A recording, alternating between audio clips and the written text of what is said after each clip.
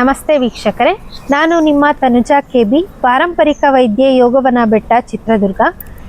ಇವತ್ತು ನಮಗೆ ನಿದ್ರಾ ಸಮಸ್ಯೆ ಬಗ್ಗೆ ಕೆಲವೊಂದು ಡೌಟ್ಸ್ ಇದೆ ಮತ್ತು ಯಾಕೆ ಈ ಸಮಸ್ಯೆ ಹೆಚ್ಚಾಗ್ತಾ ಇದೆ ಅನ್ನೋದ್ರ ಬಗ್ಗೆ ಕೆಲವೊಂದು ಮಾಹಿತಿಯನ್ನು ನಮ್ಮ ಡಾಕ್ಟರ್ ಪೂಜಾ ಅವ್ರ ಬಳಿ ಕೇಳಿ ಇದರ ಬಗ್ಗೆ ಮಾಹಿತಿಯನ್ನು ತಿಳ್ಕೊಳ್ಳೋಣ. ನಮಸ್ತೆ ಡಾಕ್ಟರ್. ನಮಸ್ತೆ. ಆ್ಯಕ್ಚುಲಿ ಇತ್ತೀಚೆಗೆ 100ಕ್ಕೆ ಒಂದು 70 ಜನಕ್ಕೆ ನಾವು ನಿದ್ರೆ ಸಮಸ್ಯೆನ ಕಾಣ್ತಾ ಇದ್ದೀವಿ. ಯಾಕಿರಬಹುದು? ಓಕೆ, ಈ ನಿದ್ರೆ ಸಮಸ್ಯೆಗಳಿಗೆ ಹಲವಾರು ಕಾರಣಗಳಿದ್ದಾವೆ. ಆದರೆ ಇತ್ತೀಚೆಗೆ ಯಾರಿಗೆಲ್ಲ ನಿದ್ರೆ ಸಮಸ್ಯೆ ಉಂಟಾಗ್ತಿದೆನೋ ಅದಕ್ಕೆ ಮೇನ್ ರೀಸನ್ ಏನಂದರೆ ನಮ್ಮ ಆಹಾರ ಶೈಲಿ ಹಾಗೂ ಜೀವನ ಪದ್ಧತಿ. ಅಂದರೆ ಇವಾಗಿನ ಜನಗಳಿಗೆ ಸ್ಟ್ರೆಸ್ ಅನ್ನೋದೇ ತುಂಬ ದೊಡ್ಡ ಪ್ರಾಬ್ಲಮ್ ಆಗಿ ಹೋಗಿದೆ. ಸ್ಟ್ರೆಸ್ ಮ್ಯಾನೇಜ್ಮೆಂಟ್ ಮಾಡೋದನ್ನು, ಅಂದರೆ ಸ್ಟ್ರೆಸ್ನ ಹೇಗೆ ನಾವು ಮ್ಯಾನೇಜ್ ಮಾಡಬೇಕು ಅನ್ನೋದನ್ನು ಗೊತ್ತಿಲ್ಲದೇ ತುಂಬ ಜನಕ್ಕೆ ನಿದ್ರೆ ಸಮಸ್ಯೆ ಹೆಚ್ಚಾಗ್ತಿದೆ. ಹಾಗೆಯೇ ಗ್ಯಾಜೆಟ್ಸ್ ಯೂಸ್ ಮಾಡೋದ್ರಿಂದ, ಅಂದರೆ ಟಿ ವಿ, ಮೊಬೈಲ್, ಲೇಟ್ ನೈಟ್ವರೆಗೂ ತುಂಬ ಹೊತ್ತು ನಾವು ಮೊಬೈಲ್ ಬಳಕೆ ಮಾಡೋದ್ರಿಂದ ಇದು ನಮ್ಮ ಸ್ಲೀಪ್ ಹಾರ್ಮೋನ್ ಮೇಲೆ ಪ್ರಭಾವ ಬೀರಿ ನಿದ್ರೆ ಬರ್ತಾ ಇಲ್ಲ.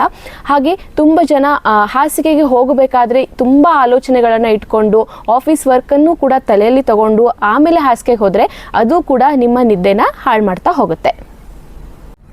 ಡಾಕ್ಟರ್, ಹಾಗಿದ್ರೆ ನಾವು ಈ ಸಮಸ್ಯೆನ ಹೇಗೆ ಸರಿ ಮಾಡ್ಕೋಬೇಕು? ಓಕೆ, ಈ ನಿದ್ರೆ ಸಮಸ್ಯೆಗೆ ಫಸ್ಟ್ ಮೊದಲನೇದು ನೀವು ಏನು ರೂಢಿಯಲ್ಲಿ ಇಟ್ಕೊಳ್ಬೇಕು ಅಂತ ಅಂದರೆ, ಯಾರಾದರೂ ಈಗ 1 ಗಂಟೆಗೆ 2 ಗಂಟೆಗೆ ಮಲ್ಗೋರಿದ್ರೆ ಸಡನ್ನಾಗಿ ನಾನು 9 ಗಂಟೆಗೆ ನಿದ್ದೆ ಮಾಡಬೇಕು ಅಂದರೆ ಅದು ನಿದ್ದೆ ಬರೋದಿಲ್ಲ. ಯಾಕಂದರೆ ನಿಮ್ಮ ಬಾಡಿ ಆ ರಿಧಮಿಗೆ ಸೆಟ್ ಆಗಿ ಹೋಗಿರುತ್ತೆ. ಹಾಗಾಗಿಬಿಟ್ಟು ಪ್ರತಿದಿನ 15 ನಿಮಿಷಗಳ ಕಾಲ ನಾನು ಮೊದಲು ಮಲಗ್ತೀನಿ ಅನ್ನೋದಕ್ಕೆ ನೀವು ಪ್ರಿಪೇರ್ ಆಗಿ, ಹಾಗೆಯೇ ದೈಹಿಕ ವ್ಯಾಯಾಮ ಮಾಡ್ತಾನೇ ಇಲ್ಲ ಅಂದರೆ ಪ್ರತಿದಿನ ಕನಿಷ್ಠ 1 ಗಂಟೆ ಆದರೂ ನೀವು ದೈಹಿಕ ವ್ಯಾಯಾಮ ಮಾಡಬೇಕು. ಹಾಗೆಯೇ ಹಾಸಿಗೆಗೆ ಹೋಗೋಕ್ಕೂ ಮೊದಲು ಒಂದು 10 ನಿಮಿಷಗಳ ಕಾಲ ಮೆಡಿಟೇಷನ್, ಧ್ಯಾನ ಮಾಡೋದ್ರಿಂದ, ಹಾಗೆ ನಾಡಿ ಶೋಧನ ಪ್ರಾಣಾಯಾಮ, ಅನುಲೋಮ ವಿಲೋಮ ಮಾಡೋದ್ರಿಂದ ನಿಮ್ಮ ಮೈಂಡ್ ರಿಲ್ಯಾಕ್ಸ್ ಆಗುತ್ತೆ. ಇದರಿಂದ ಒಳ್ಳೆ ನಿದ್ರೆ ಬರಲಿಕ್ಕೆ ಸಹಾಯಕಾರಿ ಆಗುತ್ತೆ. ಇದಷ್ಟೇ ಅಲ್ಲದೆ ಇನ್ನೂ ಸಿಂಪಲ್ ಆಗಿ ಇನ್ನೂ ಏನು ಟಿಪ್ಪನ್ನು ಫಾಲೋ ಮಾಡಬಹುದು ಅಂದರೆ, ಸಾಸಿವೆ ಎಣ್ಣೆನ ಪಾದಗಳಿಗೆ ಹಚ್ಚಿ ಹಾಗೆ ತಲೆಗೆ ಸ್ವಲ್ಪ ಆಯಿಲ್ ಮಸಾಜನ್ನು ಕೊಟ್ಟರೆ ಚೆನ್ನಾಗಿ ನಿದ್ದೆ ಮಾಡ್ತೀರಾ. ಓಕೆ ಡಾಕ್ಟರ್, ನಿದ್ರಾ ಸಮಸ್ಯೆ ಬಗ್ಗೆ ನಮಗೆ ಕೆಲವೊಂದು ಟಿಪ್ಸನ್ನು ಕೊಟ್ಟಿದ್ದಕ್ಕೆ ಧನ್ಯವಾದಗಳು. ಧನ್ಯವಾದಗಳು. ಇನ್ನು ನಿದ್ರಾ ಸಮಸ್ಯೆ ಯಾಕೆ ಬರುತ್ತೆ ಮತ್ತು ಇದಕ್ಕೆ ಪರಿಹಾರವನ್ನು ತಿಳಿಸ್ಕೊಟ್ಟ ನಮ್ಮ ಡಾಕ್ಟರ್ ಪೂಜಾ ಅವರಿಗೆ ಧನ್ಯವಾದಗಳು.